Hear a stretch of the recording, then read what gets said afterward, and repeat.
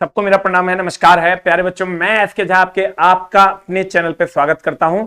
मैं एक जरूरी इंफॉर्मेशन आज देने आया हूं। जब मैंने सारे शिफ्ट के आंसर की को एनालाइज करवाया और मैंने जब बच्चों से क्लास में भी, ऑफलाइन क्लास में सर हजारों बच्चे रहते हैं, उनसे जब मैंने हाथ खड़ा करवाया इस मैटर पे, बहुत सारे बच्चों ने कहा कि सर मैं यहां फंस गया था। तो प्यारे बच्चों, ये इंफॉर्मेशन है क्या? ये इंफॉर्मेशन ये है कि आपने थंबनेल से ही देख लिया होगा कि एनटीपीसी सीबीटी 1 आंसर की में एक जरूरी बात देखी गई है।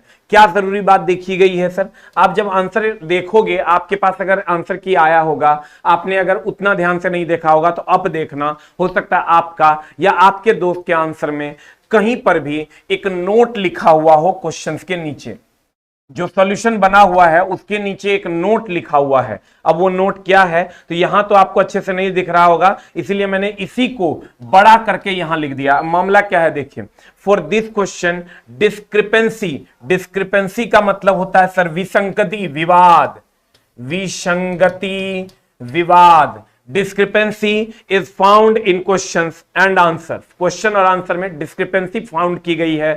तो this question ignored for all candidate. इस वर्ड को ध्यान से देखिएगा सर, यहां जो लिखा हुआ है इसी को मैंने बड़ा करके लिखा है। फॉर ऑल कैंडिडेट, इस क्वेश्चन को इग्नोर किया जा रहा है। Ignored for all candidate. क्यों? क्योंकि इसमें विसंगति पाया गया है, इसमें विवाद पाया गया है। क्योंकि मेरे दोस्त, हो सकता है कि इस क्वेश्चन का डेटा इनसफिशिएंट हो सकता है कि इस क्वेश्चन के आंसर्स नहीं आ रहे हो सकता है क्वेश्चन कुछ और हो, ऑप्शन कुछ और हो सकता है किसी अन्य प्रकार का की से में विवाद हो। तो बोर्ड ने कहा कि ये विवादित क्वेश्चन है। इसके लिए बोर्ड ने सॉरी भी नहीं बोला है, एकदम लिख दिया है for this question discrepancy is found, मतलब विवाद इसमें पाया गया है। इसलिए ये सभी बच्चों के लिए इग्नोर किया जा रहा है। जिसने अटेम्प्ट लिया उसके लिए भी इग्नोर किया जा रहा है, जिसने अटेम्प्ट नहीं लिया उसके लिए भी इग्नोर किया जा रहा है। अगर आपके सेट में एक क्वेश्चन मान लेते हैं ऐसा है, तो इसका मतलब आपका 99 क्वेश्चन को ही 100 क्वेश्चन के बराबर मान लिया जाएगा। और एक क्वेश्चन सबके लिए इग्नोर्ड है। आपने अटेम्प्ट ले लिया तब भी इग्नोर्ड है, आपने नहीं लिया तब भी इग्नोर्ड है। उस क्वेश्चन को माना जाएगा कि 99 ही इसके लिए 100 के बराबर है। अब मामला क्या है मेरे दोस्त, एक बच्चा मेरे पास आया, बोला कि सर ये क्वेश्चन देखो, ऐसा नोट करके अभी लिख दिया है, और उस टाइम ये क्वेश्चन मैथ का था। मैंने सर 5 बार अटेम्प्ट लिए और मेरे से क्वेश्चन नहीं बना और मेरा सारा टाइम बर्बाद हो गया और मेरा मात्र 45 नंबर आ रहा है। तो प्यारे बच्चों, 5 बार अटेम्प्ट लेने की जरूरत नहीं है। अगर किसी क्वेश्चन में, हर क्वेश्चन में ऐसा नहीं होगा, किसी क्वेश्चन में अगर आप एक बार अटेम्प्ट लेते हैं नहीं बनता है, दोबारा अटेम्प्ट लेते हैं नहीं बनता, तिबारा अटेम्प्ट लेने की जरूरत नहीं है। उस क्वेश्चन को छोड़ के आगे बढ़ जाना है। नहीं तो प्यारे बच्चों, एक ही क्वेश्चन को आप इतने कॉन्फिडेंट रहोगे कि इस टॉपिक का क्वेश्चन मेरे से छूट ही नहीं सकता है। आप उसको 5 बार अटेम्प्ट लोगे, और जब आप उसको 5 बार अटेम्प्ट लोगे तो बोर्ड आपको कहेगी कि भाई मेरे, तू जो है ना इसी कारण से बाहर हो गया। तो आपको क्या करना है, आपको एक बार अटेम्प्ट लेना है, दूसरी बार अटेम्प्ट लेना है, उसके बाद छोड़ देना है। क्योंकि वो क्वेश्चन इस मामले में आएगा, डिस्क्रिपेंसी होगी उस क्वेश्चन में, विवाद है उस क्वेश्चन में, डेटा अधूरा है, आपको फंसाने के लिए, उलझाने के लिए ऐसा दिया जा रहा है। तो हमारे पास तक 3 से 4 बच्चे ऐसे हैं जो इस विवाद में फंसे और खुद को अपने सभी साथियों के दौर से बाहर कर ली।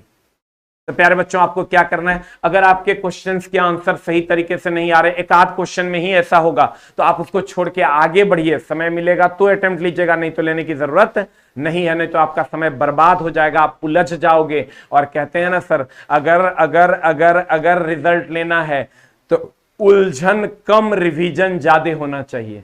प्यारे बच्चों, हमने क्या कहा, अगर आपको रिजल्ट लेना है, उलझन कम और रिवीजन ज्यादा होना चाहिए। तो आपको उलझना कम है और रिवीजन्स बढ़ा देने हैं, तो आपका रिजल्ट हो जाएगा, ऐसा हम उम्मीद करते हैं। हमको लगा कि ये इंफॉर्मेशन आपके लिए जरूरी है। आगामी एनटीपीसी, सीबीटी 2 और आगामी ग्रुप डी के बच्चों के लिए ये बहुत ज्यादा जरूरी है कि ये विवाद से वो बचें और अपने एग्जाम्स में अच्छा स्कोर कर पाएं। लेकिन अगर आप इसमें उलझ जाते हैं तो आपका काम गड़बड़ा जाएगा और बाद में बोर्ड कहेगी हम भैया सॉरी भी नहीं है, हम इस क्वेश्चन को इग्नोर करते हैं, हम इस क्वेश्चन को नहीं मानते हैं, हम इस क्वेश्चन को नहीं मानते हैं। इसलिए नहीं मानते हैं क्योंकि भैया ये क्वेश्चन गलत है, इसका डेटा इनसफिशियंट है, और बाद में सर वो सॉरी भी नहीं बोलेगी और आपको सर फंसा भी देगी।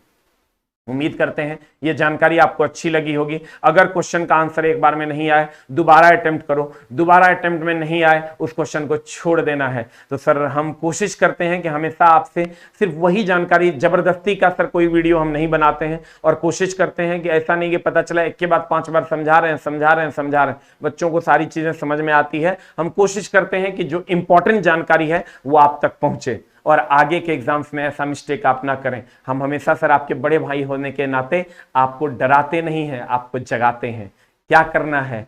झगड़ना नहीं है, उलझना नहीं है, रिवीजन करना है। और सर क्वेश्चन से कभी भी टेस्ट में उलझिए नहीं, रिवीजन कीजिए। आगे सर जो एनटीपीसी का अभी हम एनालाइजेशन कर रहे हैं उसमें बहुत सारा क्वेश्चन उल्टा पुल्टा कर दिया गया है। बहुत सारे नए नए क्वेश्चन आ रहे हैं सर जो इससे पहले कभी नहीं पूछे गए, उसका वर्ड्स बदल दिया गया है। तो जीएस में खास करके ऐसा हम देखे हैं। उसी को ध्यान में रखते हुए जीएस, कंप्लीट जीएस के लिए भी हम एक बुक ला रहे हैं सर, जो आपके प्रैक्टिस के लिए जरूरी होगा। आगे हम उसके लिए एक वीडियो बनाएंगे।